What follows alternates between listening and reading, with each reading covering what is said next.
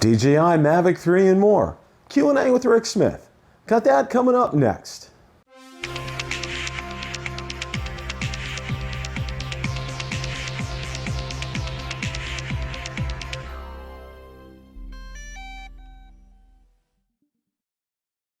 Recently, Marcus Crawford and I hosted a Rotor Talk Live where we had very special guest Rick Smith on. As you know, Rick Smith is a great friend of the channel and a great friend of mine personally, and it's always enjoyable to have him on. That hour easily could become two.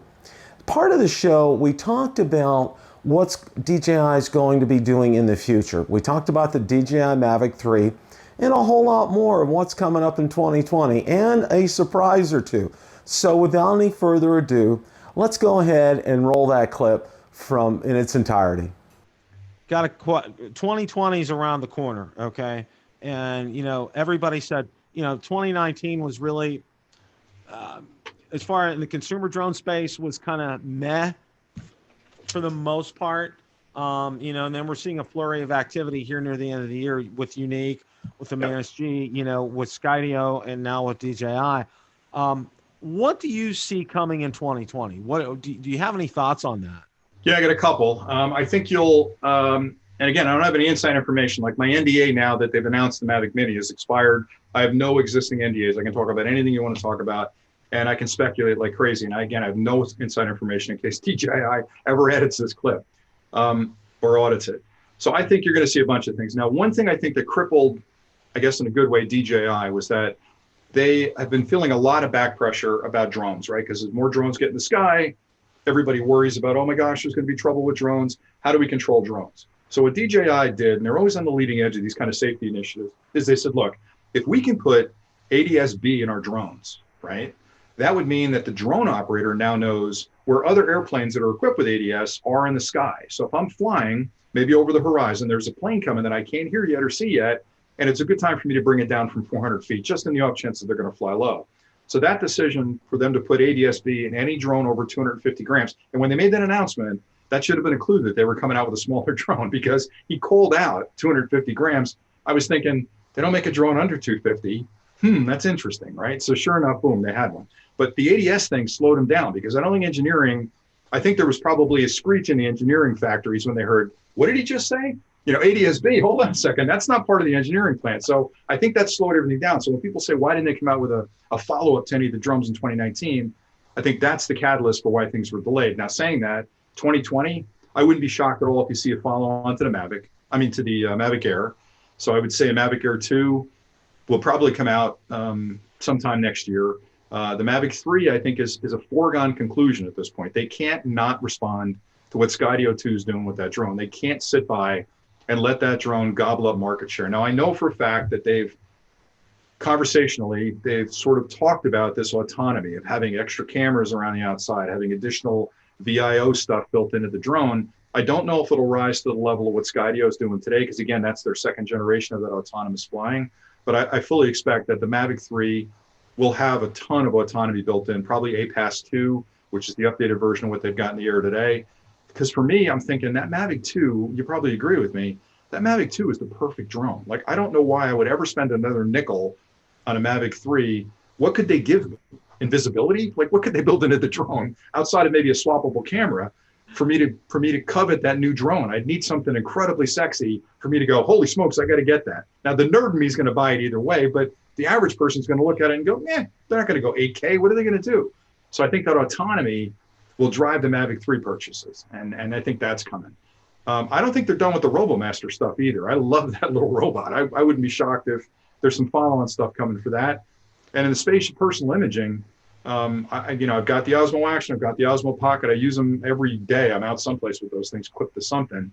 I'm sure they'll make improvements in that space. But I think for the drone people watching, I would expect the Mavic Air 2, and I would probably expect a Phantom, well, I should say Phantom 5. I'll let that go for a minute. But a Mavic 3, and I don't think they're done with the Phantom platform. So I would not be shocked if a Phantom 5 hit. And that'll, in my opinion, will have a swappable camera, different payloads you can add to that, probably different sensors, and those type of things. So that's my speculation. Now, again, I have no idea if any of that's going to come to fruition, but if I'm building it and I'm working for DJI, those 4 projects are on the board for 2020. Hey Marcus, you're gonna have. I hope your stock is doing well because you're gonna be busy next year. That's right. Well, I have to tell you, that NVIDIA stock is doing just fine for me. So That was a good buy. yeah, that was a good buy. Yeah. Smart move there.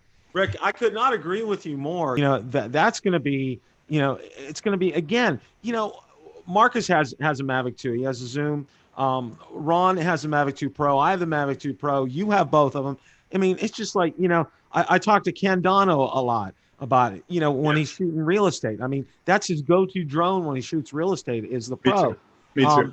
Billy, I mean, he says the quality on that is just like insane. What you get off of that it's through the roof. And other people on my Facebook group, I have a fairly large Mavic 2 group. It's like over 4,000 people. And the thing I get time and time again is the quality of that. It's just incredible. And one of the things that I did a series where I kind of took it.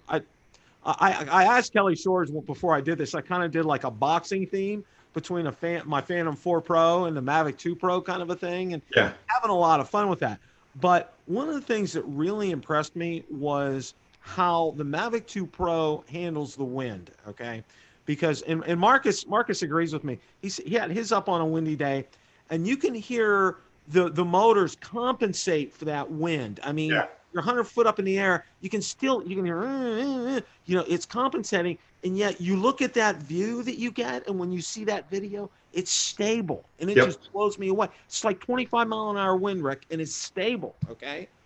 We're just, Well, a lot of that comes from, with the Mavic 2s and the actual Phantom 4 Pro V2 that you have, they changed the ESC. So the electronic speed controls used to be digital. And with a digital speed control, you're pulsing the motors, and it's really hard in between those pulses to make adjustments. So what you have with the other ones are more analog ESCs where you can vary the pulse.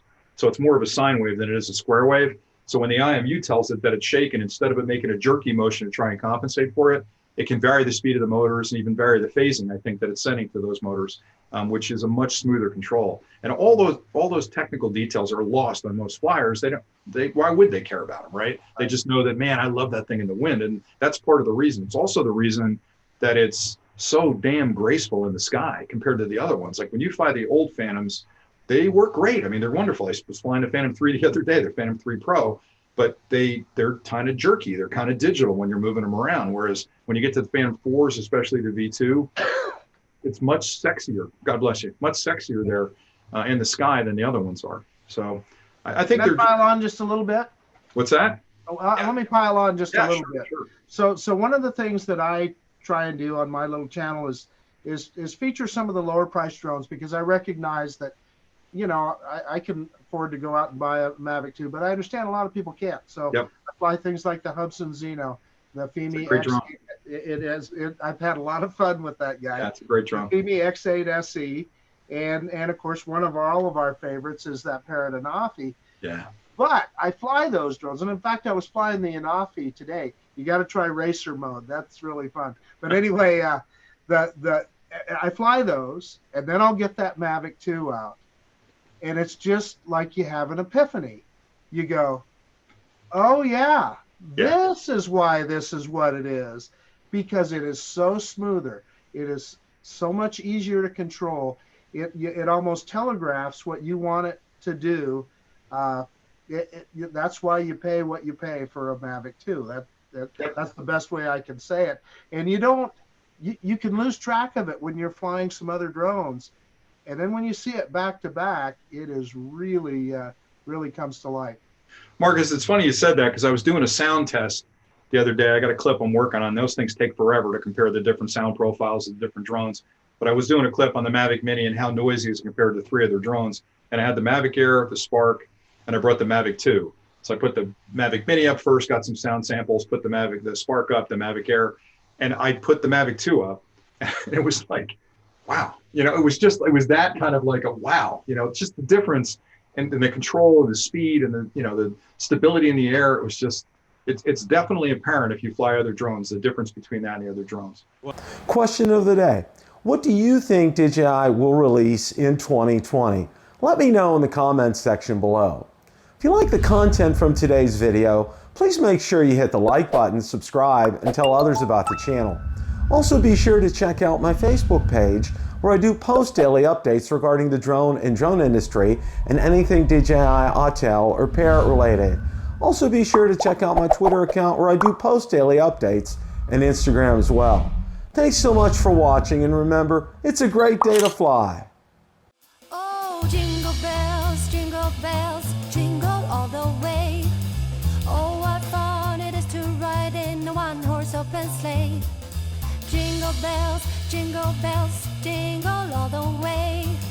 Oh, what fun it is to ride in a one-horse open sleigh.